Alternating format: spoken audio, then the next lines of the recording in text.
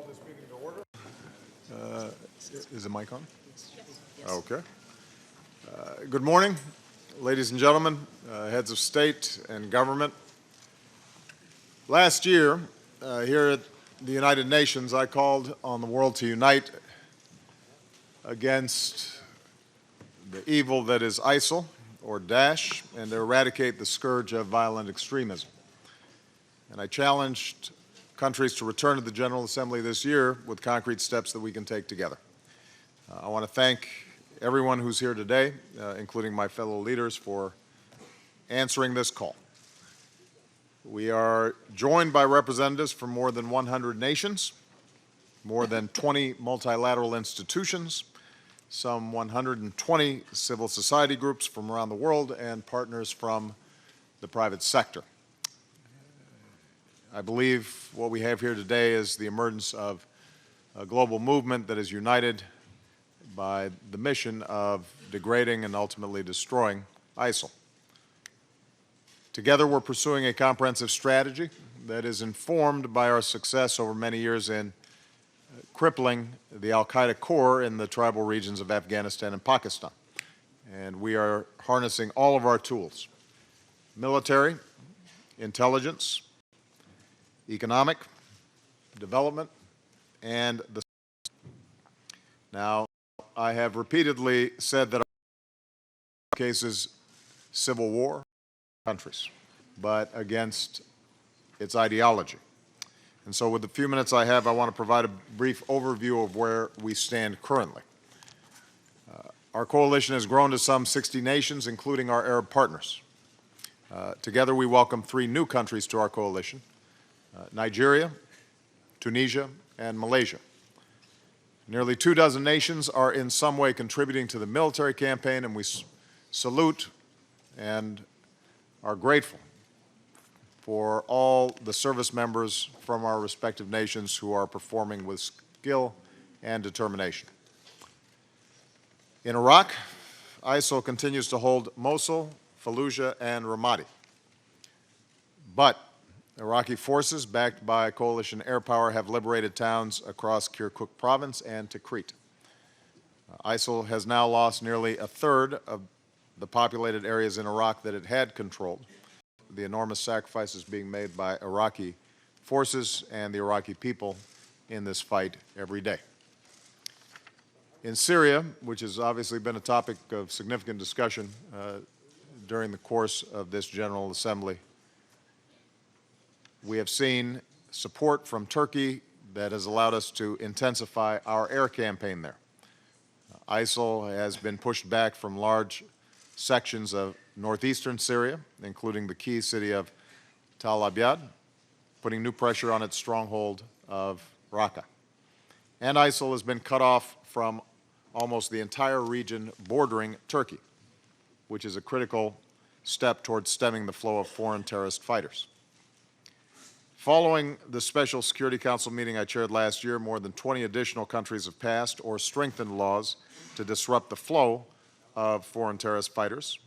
We share more information, and we are strengthening border controls. We've prevented would-be fighters from reaching the battlefield and returning to threaten our countries. But this remains a very difficult challenge, and today we're going to focus on how we can do more together. In conjunction with this summit, the United States and our partners are also taking new steps to crack down on the illicit finance that ISIL uses to pay its fighters, fund its operations, and launch attacks.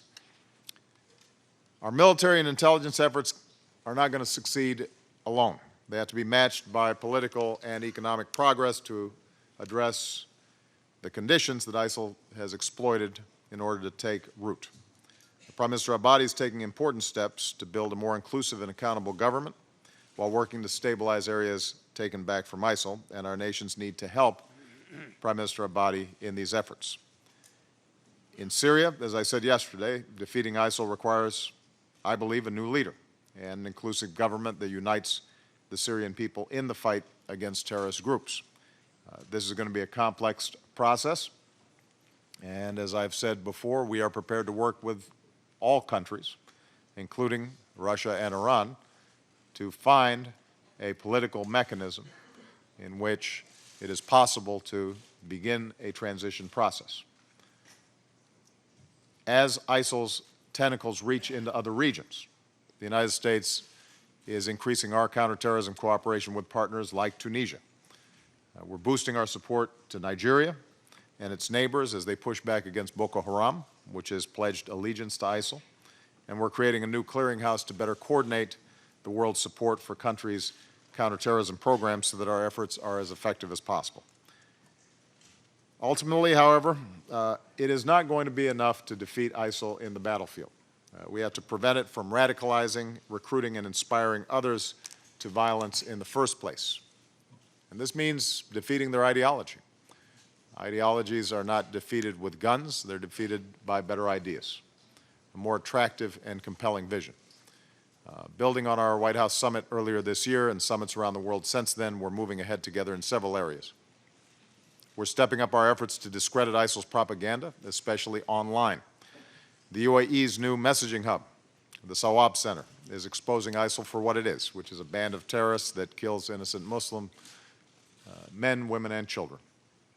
We're working to lift up the voices of Muslim scholars, clerics, and others, including ISIL defectors, who courageously stand up to ISIL and its warped interpretations of Islam. We recognize that we have to confront the economic grievances that exist in some of the areas that ISIL seeks to exploit.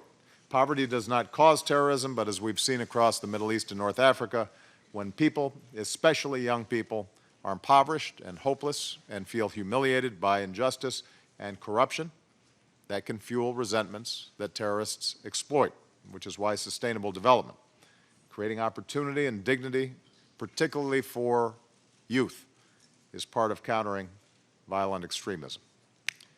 We recognize we also have to address the political grievances that ISIL exploits.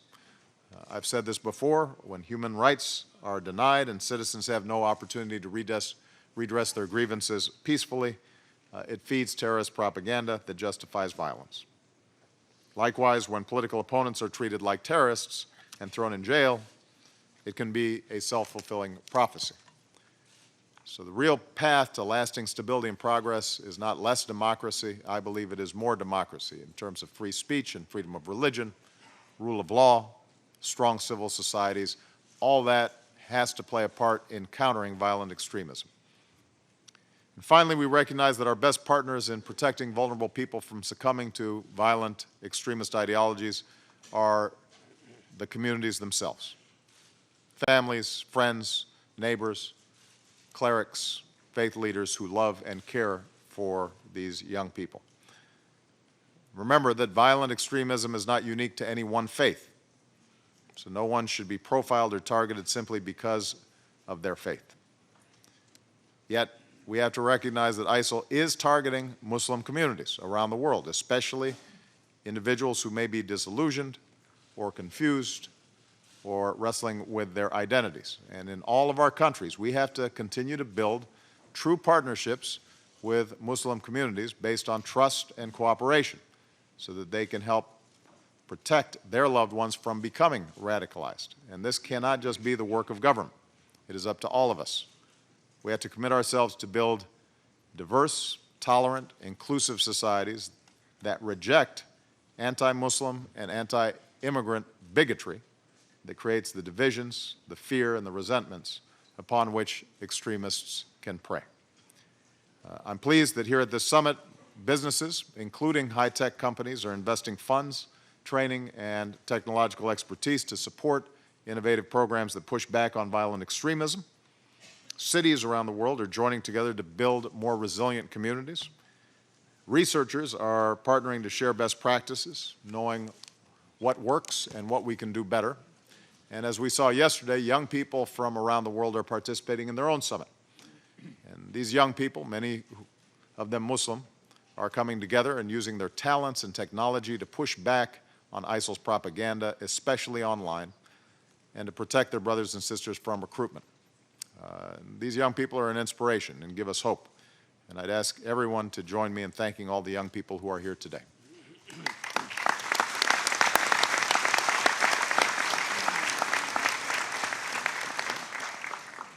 So, To conclude, we face a grave challenge. We have to be clear-eyed about the fact that this is very hard work. We have individuals here like Prime Minister Abadi and President Buhari who are on the front lines.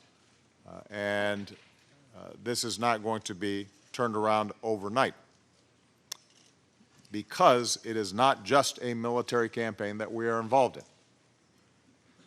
There are profound changes taking place in the Middle East and North Africa. There are problems that have built up over decades that are expressing themselves and manifesting themselves in organizations like ISIL. Even if we were to wipe out the entire cadre of ISIL leadership, we would still have some of these forces at work. But ultimately, I am optimistic. In Iraq and in Syria, ISIL is surrounded by communities, countries, and a broad international coalition committed to its destruction.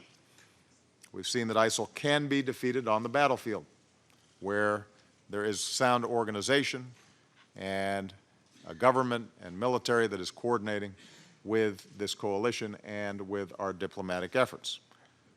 And here at this summit, we're seeing a new global movement to counter the violent extremism that ISIL needs to survive. Like terrorists and tyrants throughout history, ISIL will eventually lose because it has nothing to offer but suffering and death. And when you look at the reports of those who are laboring under their control, it is a stark and brutal life that does not appeal to people over the long term. So we will ultimately prevail because we are guided by a stronger, better vision, a commitment to the security, opportunity, and dignity of every human being. But it will require diligence, focus, and sustained effort by all of us. And I am grateful that all of you who are already participating are committed to this work. With that, I want to give the floor to our Secretary General, His Excellency, Mr. Ban Ki-moon.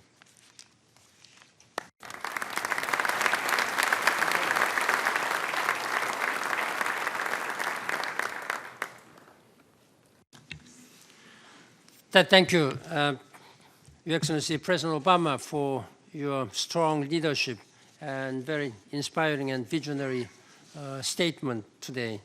And I'd like to also thank you for hosting this very important Leaders Summit this morning after a very successful and meaningful White House Summit meeting on countering violent extremism in February in Washington, D.C.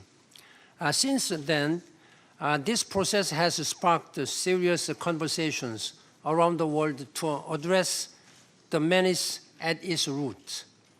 Violent extremist groups, including Daesh and Boko Haram, pose a direct threat to international security, mercilessly target women and girls, and undermine universal values of peace, justice, and human dignity.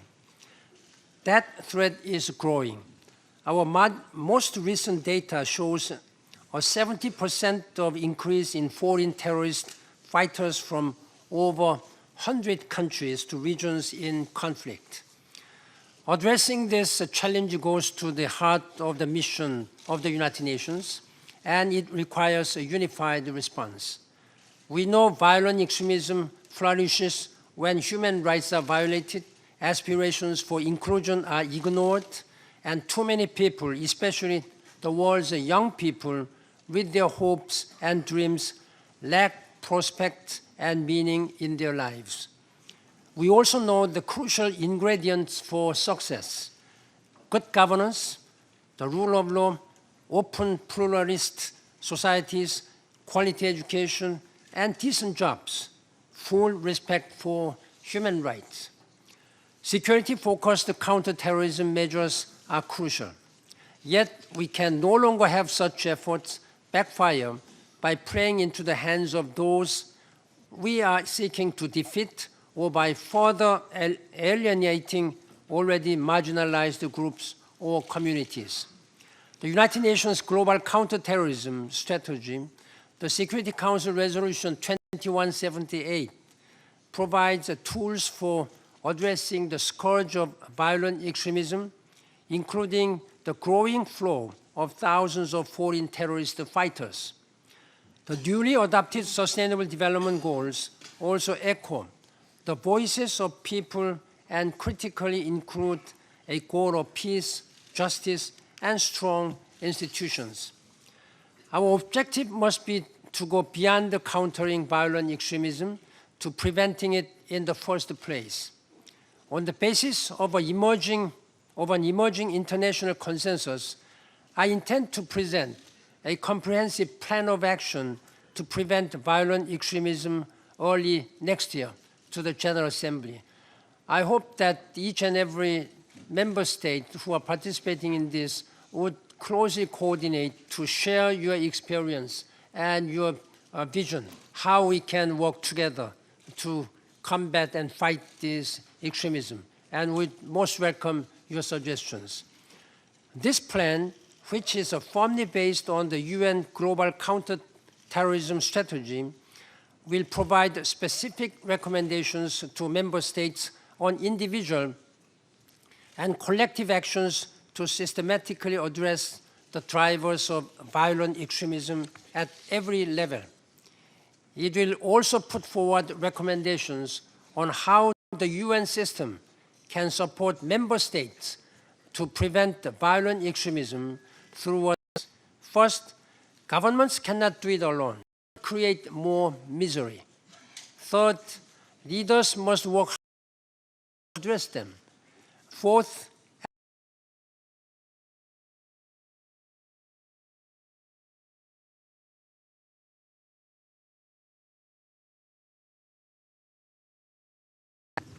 للأمم المتحدة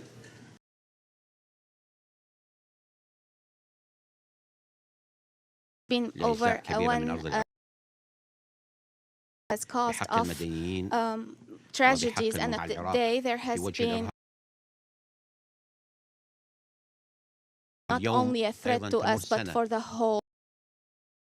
We have this coming months, and we can and our approach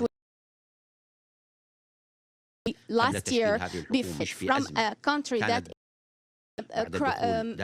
was sectarian wars, and the government was very weak at that point. We had crisis that was financial and bureaucracy, heavy bureaucracy in the country, and a lot of unemployed people. We have worked hard in order to reunify our country against and rebuilding our forces and regaining our connection with the world, and building also the tribal communities and their leaders, including Anbar, Salahuddin, and Musil, who are under threat of ISIS. A lot of the tribes' sons are fighting by the government military forces, and we are eradicating the roots of corruption in civil associations after we have recused a lot of officials in different governments, and we provided more than 80,000 personnel who are fighting Daesh with salaries, also for fighting ISIS, and we also have cancelled what is more than 50,000 of what is called the elusive soldiers who were just receiving salaries without really doing any work. This way we got our حجم budget, rid الحكومة من of خلال the إزاحة المناصب burden. التشريفية كما We're نسعى إلى also خصخصة getting rid الشركات of العامة المملوكة للدولة honor وتقليل الاعتماد posts على that العوائد and النفطية. العراق reducing تاريخيا يعتمد بدرجة كبيرة تتراوح بين Iraq's 85% dependence on إلى 90% oil من على income. الواردات النفطية، وهذا خلل واضح في السياسة الاقتصادية العراقية في الحقبة الماضية، ونحن نحاول الاستفادة من هبوط أسعار النفط بشكل خطير في تعديل هذا الوضع الاقتصادي في البلد. نعمل جاهدين لتكون قوات الأمن العراقية جامعة لكل المكونات الشعب العراقي بضمنها الأديان والأعراق ممن حملوا السلاح مدافعين عن عوائلهم ومجتمعاتهم. إن حكومتنا تسعى إلى تشكيل يتكون من المقاتلين المحليين وقوات الحشد الشعبي الذين تم ضمهم إلى القوات الأمنية العراقية، وهم يقاتلون جنبا إلى جنب ضد الإرهاب. ولأن داعش تهدد المنطقة أجمع، فإننا نعمل على تعزيز علاقتنا مع دول الجوار، وضمنها كل دول الجوار: الأردن، تركيا، الكويت، السعودية، إيران، بالإضافة إلى الدول الأخرى مصر ودول الخليج وكل دول المنطقة بشكل عام. بينما نقوم بإصلاحات في جبهتنا الداخلية وخطوات جديدة على الجبهة الدبلوماسية، فإننا نحرز انتصارات في ساحات المعركة. ففي السنة المنصرمة وبمساعدة التحالف ودول صديقة قمنا بتحرير آمرلي وبروانة وجرف الصخر وزمار وبيجي وجولاء والسعدية والضلوعية وتكريت والدور والعلم والحجاج ومناطق أخرى كثيرة غيرها. وفي عملية تحرير تكريت قمنا بإشراك قوات الأمن العراقية والشرطة المحلية والشرطة الاتحادية والعشائر في تلك المنطقة والحشد الشعبي ليقوموا بتحرير مواطنينا من طغيان الإرهابيين. إن عشرات الآلاف وبالرغم من مخاوف الكثيرين بهذا الشأن، فإن حالات الانتقامات كانت ضئيلة جدا بالمقارنة مع حوزة الحياة الطبيعية على نحو متزايد، خصوصا مع ملاحظة العنف الذي شنه داعش عندما كان يحتل هذه المناطق ضد جميع السكان وضد الأقليات وقيامه بجرائم عشائر محددة مقابل عشائر أخرى. ولهذا شاهدنا أن عمليات الانتقام الحمد لله كانت أقل بكثير مما كان يتوقع الكثيرون. لذا فيمكننا أن نحصد انتصارات في كل المناطق على نحو مماثل لما حصل في تكريت، ولكننا نحتاج ذلك إلى مساعدة المجتمع الدولي ومساعدة الاتحاد الدولي ومساعدة جميع جيراننا. ومع حقيقة سيطرة الإرهابيين على مناطق كثيرة من بلدنا وبالتزامن مع هبوط أسعار النفط ونزوح ملايين العراقيين لحد الآن لدينا ما يزيد على 3 ملايين نازح عراقي داخل العراق وميزانية محدودة جدا في ظل أوقات الحرب بالمقارنة مع ما أنفقته الحكومات السابقة في وقت السلم. فلا يمكننا تمويل المعارك التي يسعى جنودنا إلى تحقيقها وتحقيق النصر فيها بشكل لائق. نحن بحاجة إلى مساعدتكم ومساعدة المجتمع الدولي في التمويل وتجهيز المعدات لجنودنا في ساحات الوضع، كما نحتاج دعمكم أيضا في أن نضمن جراحات الشعب وأن نرعى أرامل وأيتام من فقدوا في المعركة وتوفير الخدمات اللائقة بهم. نحن نحتاج إلى مساعدتكم في تجفيف منابع الإرهابيين، الفكر المتطرف الذي يأتي من كل مكان، وهؤلاء الإرهابيون الذين يأتون من مختلف دول العالم، يأتون من أوروبا، يأتون من شمال أمريكا، ينبغي ويأتون من دول عربية وإسلامية كثيرة. وعلينا العمل مع دول الجوار من أجل إيقاف تدفق المقاتلين الأجانب الإرهابيين الأجانب الذين يقتلون المدنيين في العراق وفي سوريا ويعودون مرة أخرى إلى بلدانهم من تحويل الإرهابيين لحد الآن. ونحن في العراق قد ابتدأنا حماية حضارتنا وحماية العالم، فنحن متمكنون من ذلك بعون الله. وأن العواقب الوخيمة لا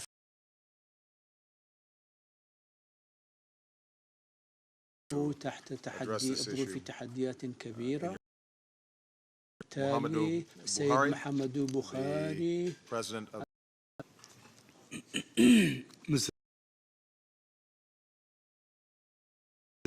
and violent extremism is a real danger to many states. ISIL as such and have no regard to them and must be seen for what they are, rigorous vetting and and other groups has to pledge allegiance to gay and propaganda method by headings in the style of ISIL became notoriously widespread after the declaration of allegiance. We also note that sub-Saharan Africa has been receiving special attention for purposes of radicalization and incitement. In the April 2015 edition of the IS magazine, the book entitled Sharia Alone Will Rule Khalifa. Boko Haram is now capitalizing on historic ethnic tensions of the same coin. We need to take military action and their associated radical opponents of an threat from source.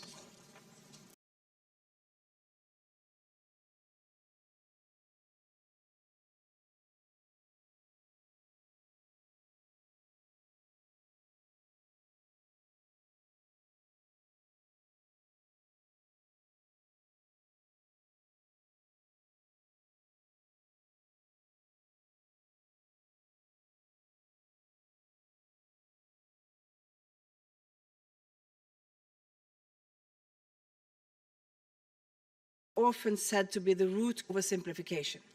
It does not succeed.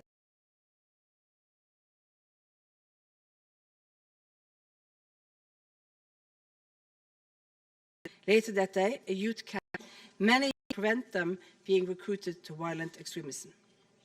This was clearly expressed at the Youth Against Violent Extremism event at the European Conference of Countering Violent Extremism in Oslo in June. And it was highlighted once again in the Global Youth Summit in New York yesterday. An independent European youth network against violent extremism was launched in Oslo in June. We hope this will grow into a global network, and we hope that you will all find it as a useful partner in developing your own plans to stop violent extremism. Last year, the Security Council adopted Resolution 2178, which calls for the promotion of women's empowerment as part of the work to counter violent extremism. Extremists also understand the power of women, so they want them on their side. At the same time, they attack women's rights and silence women who are often an alternative vision of society. But it's exactly these voices that must be heard. Therefore, I warmly welcome and support the new alliance of women's organizations against the violent extremism. But I like to underline, when women raise their voices like this, they are not just heard by the extremists and hit by the extremists, they are often also attacked by more traditional forces in our societies. They will need our backing if they shall do their work against extremism. As new forms of violent extremism emerge, new knowledge is needed. We must improve our ability to share information that we already have, but we also need more research to shed new lights on the local drivers of extremism. It is at the local level that the drivers of violent extremism can be most easily understood. So local communities and authorities have a key role to play. The newly established Strong Cities Network will enable cities across the world to pool their resources, knowledge, and best practices. We must also strengthen international cooperation. Norway has launched a new development aid program to prevent and counter violent extremism. And we welcome the Secretary General's initiative to draw up a new action plan to prevent violent extremism. This will complement Security Council Resolution 2178, which currently underpins international efforts to stem the flow of foreign terrorist fighters. Norway is contributing to all 5 lines of effort set out by the Global Coalition to counter ISIL. The Norwegian military contingent is now fully deployed in Iraq. We are helping to stem the flow of financial resources and foreign terrorist fighters, working to counter ISIL's propaganda and helping to stabilize areas in Iraq. We are also providing humanitarian assistance. So let me round off by quoting Ibrahim Abukar, a young Norwegian Somali man who spoke at the youth conference in Oslo. What happens in a small corner of the world will affect us, all of us. So let's start working together. Thank you.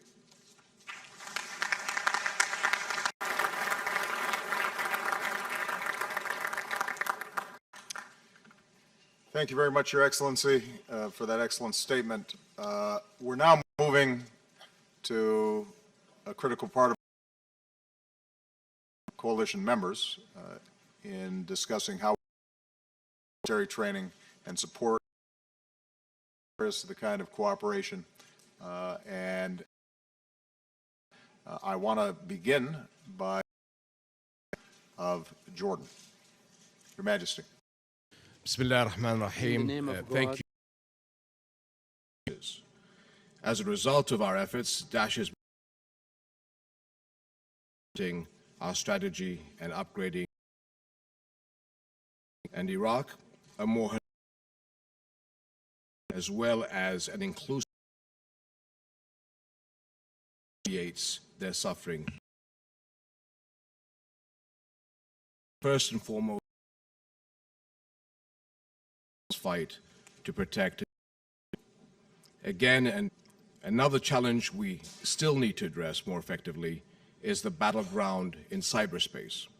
We know Daesh is replenishing its ranks by targeting and luring potential members worldwide through social media, and it is still able to fund new recruits' travel to Syria and Iraq.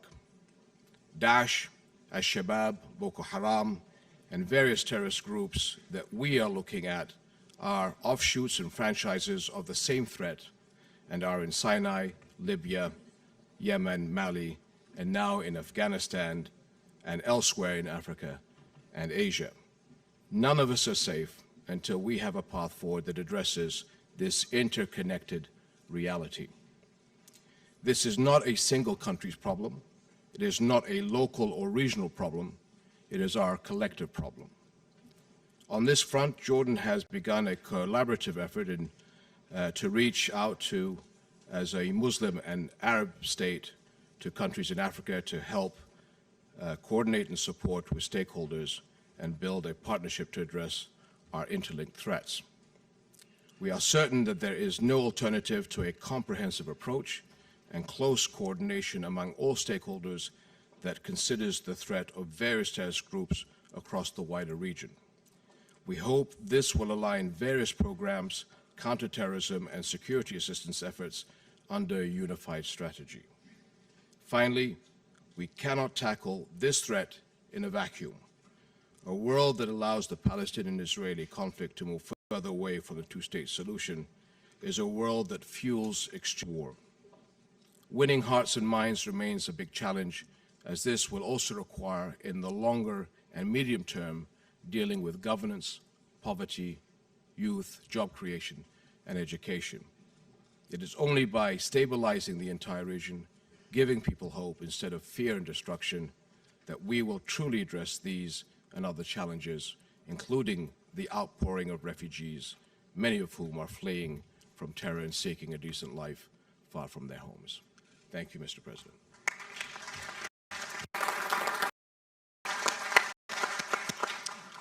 Thank you, Your Majesty. Cameron, Prime Minister. ISIL have lost territory. We will militarily. We've carried out 300 strikes in what he's doing. Britain has spent $6 billion on, and we'll go on doing that because it's all out ISIL for the mass execution into the violent extremism as well.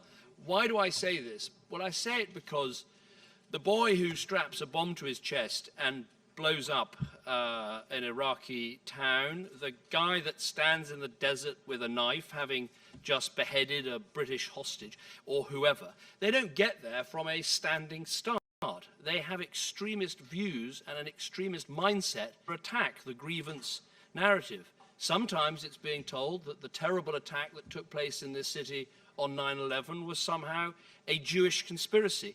And then it goes on to being told that violence is sometimes justified, that a suicide bomb, if it happens in Israel, well, maybe that's not so bad. And you get an extremist mindset that then moves on to the belief that taking part in violent jihad or joining ISIL or joining any of these other franchises, Al-Shabaab or others, is justified. And my point is simply this: we have to stop this process at the start, not at the end. So of course we have to win militarily, we have to have the political solution, we need all the propaganda I've spoken about, but we also need to challenge the extremist worldview right at the very start. What does that mean? Well, in Western countries, it means we have to root out the extremist preachers that are poisoning the minds of young Muslims in our country. We have to build more integrated societies so young people feel they truly belong. And we need to make sure we don't allow the incubation of an extremist worldview even before it gets to justifying violence. We've got to get it out of our schools, get it out of our prisons, get it out of our universities. I believe in freedom of speech, but freedom to hate is not the same thing. I think the King of Jordan, who just spoke, made a very powerful intervention about the special responsibility there is amongst Muslim countries and Muslim leaders. Barak, you said, and you're quite right, that every religion has its extremists, but we have to be frank that the biggest problem we have today is the Islamist extremist violence that has given birth to ISIL, to Al-Shabaab, to Al-Nusra, Al-Qaeda, and so many other groups. Now, these people claim to act in the name of the Islamic religion. They don't. I can say they don't. I can say they don't over and over again. You can say they don't, but there's nothing more powerful than what, for instance, the King of Jordan has just said when Muslim leaders and Muslim countries reclaim their religion and explain why what these people are saying is not Islam, it is a perversion of Islam. So we have to do that and to take away the building blocks of extremism that lead people to an extremist worldview that then takes them to an extremist terrorist view. That, I think, is as important as the military, political, diplomatic, and other steps that we'll take as part of this vital campaign.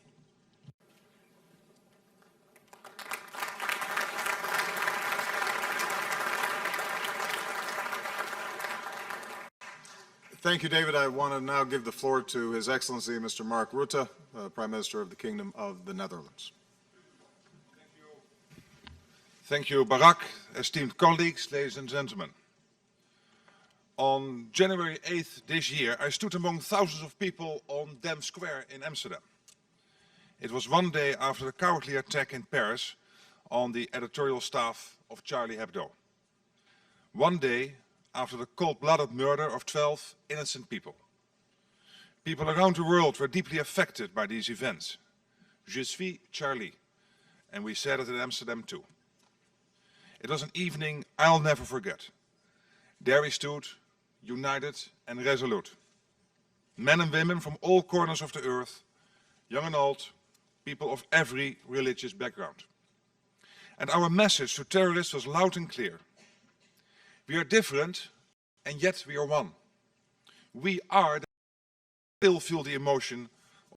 Threat also spreads insecurity, fight against Daesh, and in combating violent extremism. We have so we stand shoulder to shoulder with many others. We have sent military trainers and equipment to Iraq to train the Iraqi army there where it is happening. A second track the Netherlands is following is prevention. In our own country, we have developed a broad program focusing not only on potential foreign terrorist fighters, but on parents, schools, local government and the local police too. If we can give young, often impressionable people the prospect of a good future, they will be less drawn to extremist groups. The idea is that intervening early in their immediate social environment is the best way to stop young people being tempted to go off to fight abroad. Any kind of positive and moderate influence can help. Our approach is inclusive where possible and repressive where necessary.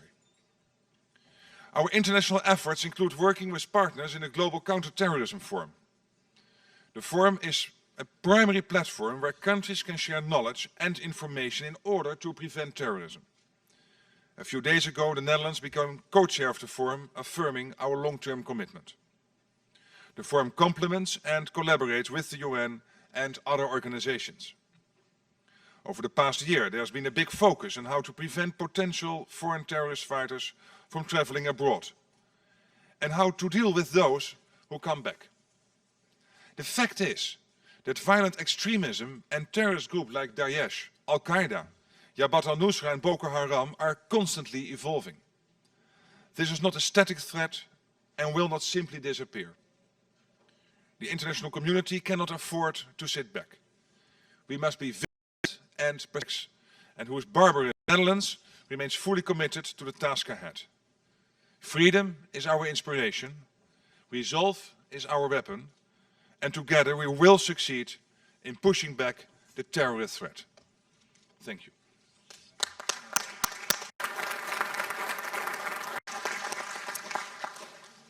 Next, I'd like to ask His Excellency Prime Minister Davutoglu for his statement. Excellencies, distinguished colleagues, I add my voice to the words of appreciation and thanks to President Obama for this much timely initiative, especially when New York is the beating heart of the international public opinion. My country, has been the victim of terrorism since early 1970s, knows only too well that terrorism is an ugly instrument of illegitimate politics. In the course of this year only, we have been targeted by 3 terrorist organizations, groups with different extremist ideologies, namely Daesh, PKK and the HKPC. In late July, Daesh attack on civilians in Turkey, PKK attacks all and security personnel. PKK's concomitant attacks with Daesh plays a multiplying role on the impact of terrorist threat in our region. Terrorism has no religion, ethnicity, or geography. Terrorist ideology exploiting religion is no different from terrorism exploiting race and ethnicity. There is no difference between Daesh and PKK and other terrorists to support Turkey in its fight against all types of terrorism, of radicalization and crossing the not so very thin line of support, very personal and local elements. Thus, for every country, society, and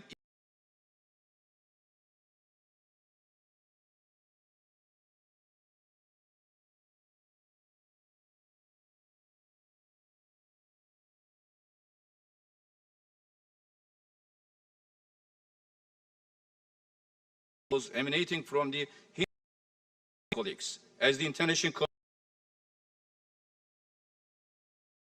peace, stability. Thank you, Ahmed.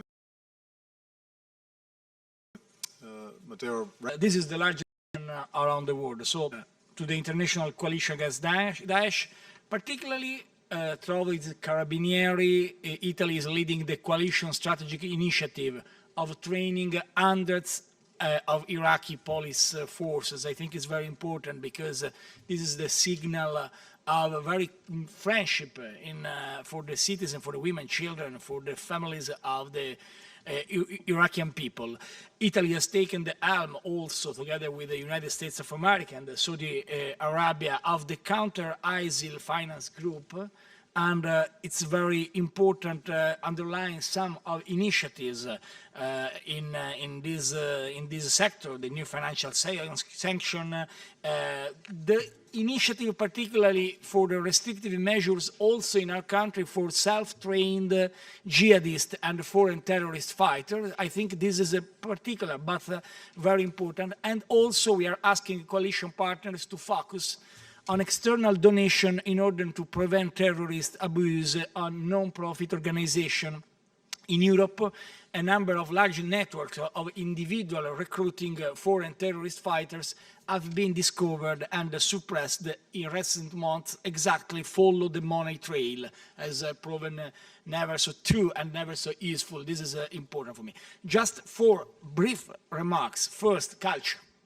I'm really surprised because a lot of attacks are against Museum, Bardo in Tunisia, against Palmyra, against school in Peshawar and in other countries. So culture is our identity. Italy is leading the efforts with UNESCO to defend also this part of Second, religious. And we think this expression today is and not today was an incredible in this moment in the past. Third, not only for us, for Italians, space of freedom is an incredible opportunity, and the people arrive. And I very appreciated the words of Barack Obama yesterday about it.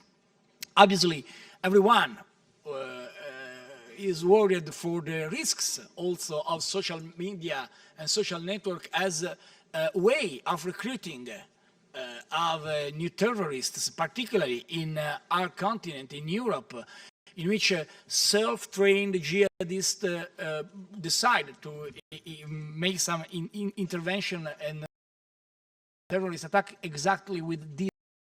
In the time, in the season of social media, to reduce our vision only focused on the last event of the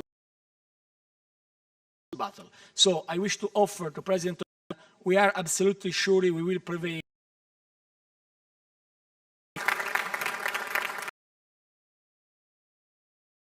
Thank you, Matteo. The coalition and be involved in us being successful in this process.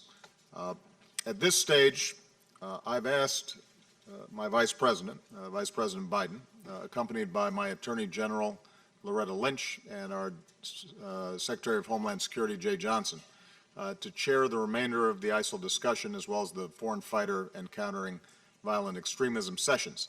I asked them to be here today because, along with those seated next to me, they're the leaders in our effort to disrupt foreign terrorist fighters and counter violent extremism. They've worked with many of you on a whole range of these issues. They lead different parts of our government, but they work closely together, demonstrating how well we as leaders must work across bureaucratic and international boundaries to break the entire life cycle of terrorism, from radicalization. And I thought that David Cameron's point was excellent, that we are focused on violent extremism, but violent extremism is emerging out of an extremist worldview that has to be counteracted, all the way through conflict zones and bringing about the sort of good governance and political settlements that are required so that we don't have incubators for expressions of violent extremism, to the work that has to be done militarily to counter activities that are going on right now in places like Iraq. So I want to very much thank all the leaders and participants here today, including those non-governmental organizations that are participating. I'm now going to turn the chair over to Vice President Biden for the remainder of the summit. Thank you very much for your participation.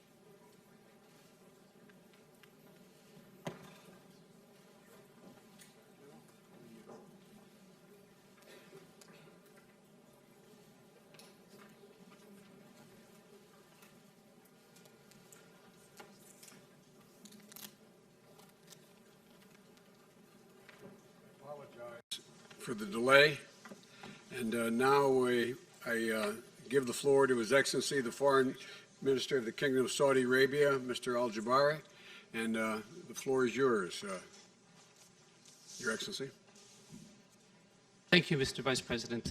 بسم الله الرحمن الرحيم. أصحاب الجلالة والفخامة والسمو والمعالي. السلام عليكم ورحمة الله وبركاته. Peace be upon you. المملكة العربية السعودية Saudi Arabia National Coalition, TVE in all this dangerous phenomenon,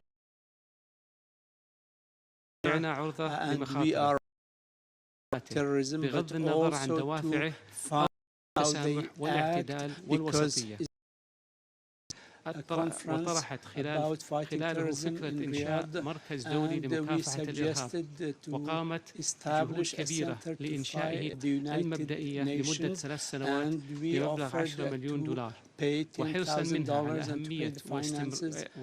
أهميته واستمراره للقيام بعملية لتنفيذ استراتيجية الأمم المتحدة لمكافحة الإرهاب قدمت دعم إضافي للمركز بمبلغ 100 مليون دولار ولا يفوتني أن أنتهز فرصة هذا الاجتماع لدعوة الدول المشاركة وجميع دول العالم إلى تقديم الدعم اللازم للمركز لمكافحة الإرهاب والتطرف العنيف على مستوى العالم وختاما نتمنى لاجتماعنا هذا السلام عليكم ورحمة الله وبركاته. Be successful. We thank you all very much and peace be upon you all. Like nations the world beating and destroying Daesh, a package of domestic counterterrorism summit held last June. However, my focus today is the coalition military capacity of others to take up the fight. Baghdad was under threat as Daesh advanced in Syria with close mass forces. Its freedom playing its part. We're providing Iraqi security forces partner capacity training mission, the BPC, which is helping rebuild the divisions, brigades and battalions of the Iraqi army. In May, we commenced a joint Australia-New Zealand building partner capacity mission at Taji. This is a true coalition effort where we work alongside trainers from the United States and Spain and with the United Kingdom counter-IED team. Overall, across 7 BPC sites, 14,000 Iraqi personnel have completed courses. BPC-trained units are now beginning to deploy to the front line. Coalition training is helping to bolster operational confidence. The coalition is also helping ensure partners are better equipped, providing over $300 million in military equipment and supplies to date. We expect these efforts will translate to operational success. King Abdullah of Jordan spoke about the vital support provided by the air campaign. Australia has recently extended our airstrikes against Daesh targets from Iraq into Syria, pursuant to Article 51 and the legal principle of the collective self-defence of Iraq. Colleagues, our campaign must continue to evolve and our strategy adapt as the situation changes. Frank discussions with the Iraqi government are essential to ensure our support continues to meet Iraq's needs. Ultimately, defeating Daesh requires political solutions. To Prime Minister al-Abadi, I reiterate Australia's support and encourage you to follow through with concrete measures to advance reconciliation and inclusive governance. These are vital to eroding Daesh's support base and appeal. Without them, military efforts won't succeed. We highlight the importance of National Guard legislation, which will send a vital signal to Iraq's Sunni communities, but also to coalition members who have invested so heavily in Iraq. We also need a political solution in Syria if there is to be an end to the conflict. No transition option should be rejected at this stage. Australia strongly supports UN Envoy de Mistura's efforts towards this end. The coalition remains unified and committed, as we have reaffirmed today. Australia will continue our strong contribution to this shared challenge.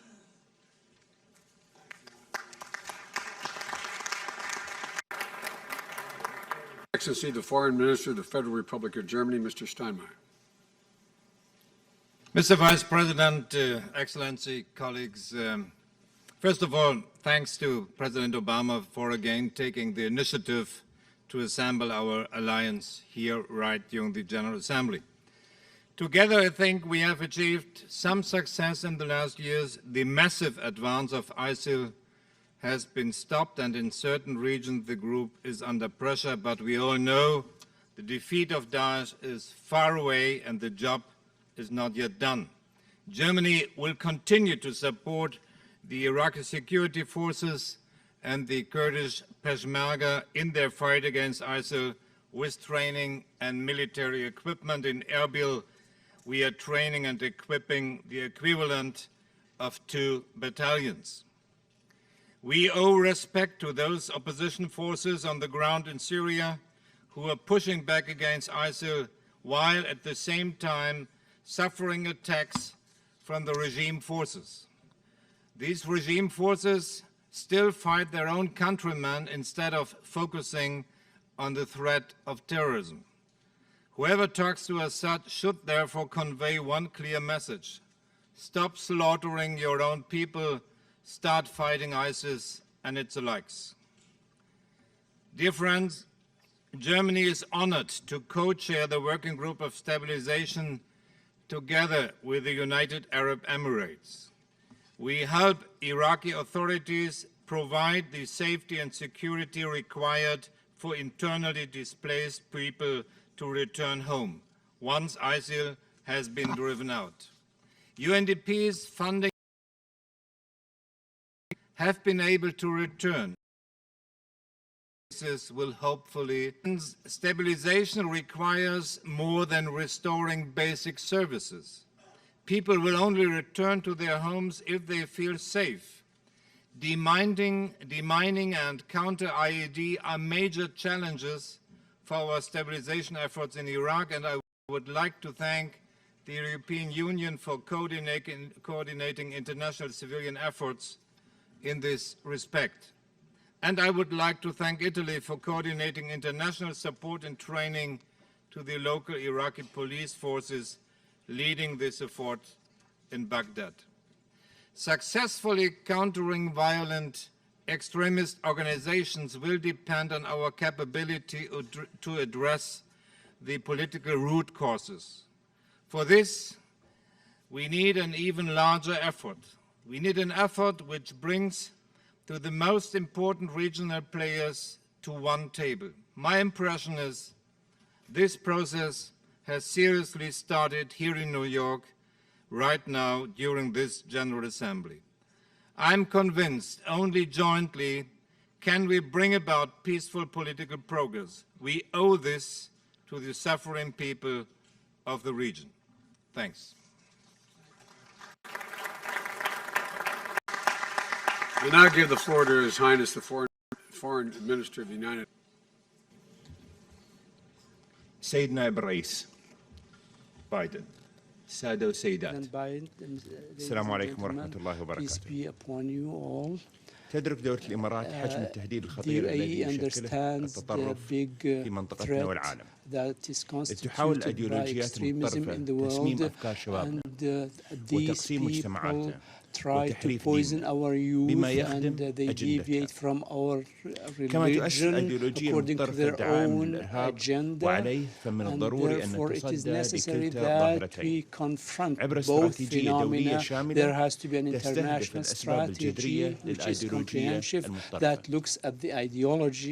شكل عمليات القتل المنهجي التي تنفذ داعش ضد المدنيين وإبادة الأقليات الدينية والسبي والاغتصاب الجماعي والتدمير المتعمد للتراث التاريخي صدمة لم يسبق لها مثيل في عالمنا المعاصر لضمير إنسانيتنا المشتركة. إن الحرب على الإرهاب والتطرف هي حربنا جميعا نخوضها دفاعا عن قيمنا الإنسانية ضد الجماعات الإرهابية التي تستهدف أمن شعوبنا ومستقبل أبنائنا. وتلحظ الإمارات مؤشرات إيجابية وتقدما يحقق التحالف الدولي في عملياته ضد تنظيم داعش الإرهابي، إلا أن دحر هذا التيار المتطرف يتطلب جهودا دولية مكثفة. حيدر العبادي لتحقيق ضد داعش في هذا على المنطقة، الأمر الذي سيؤدي إلى اتفاق. وأن أضيف شهدنا استغلال داعش بإطلاق مركز صواب الذي يشجع الغاية. كما أطلق المركز منذ عدة أيام داعش تفضح، باتت رسائل تصدر قائمة عمله عبر وسائل التواصل الاجتماعي حكومات